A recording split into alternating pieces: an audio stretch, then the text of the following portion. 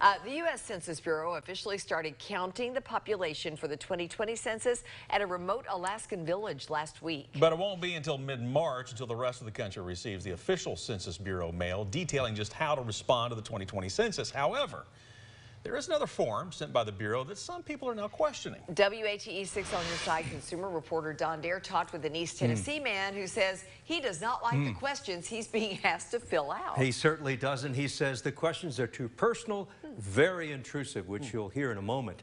The standard population census mentioned in the Constitution takes place once per decade in years ending in 0. Like 2020.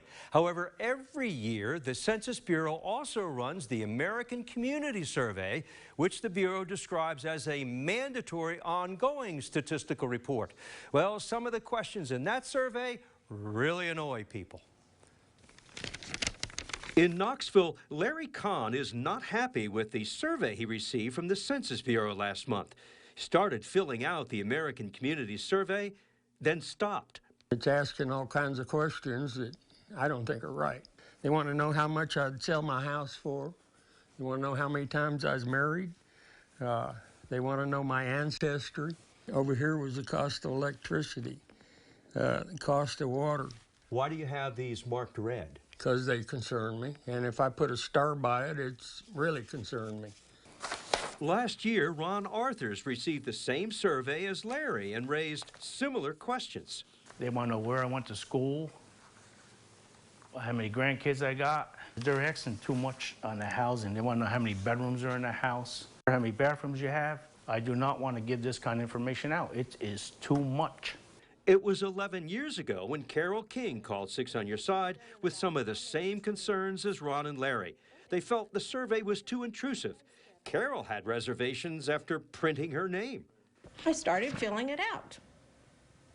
And then the questions got a little personal, and I thought, no, wait a minute, is this really something that's legitimate? The Census Bureau tells 6 on Your Side it understands that some people do not like the questions, but the Bureau would like to have as many questions answered as possible. In this promotional video, the Bureau explains that the survey is mailed to 3.5 million addresses across the country, and the information gathered goes a long way. This survey is the only source of annual data on social, economic, housing, and demographic statistics for small areas and small population groups.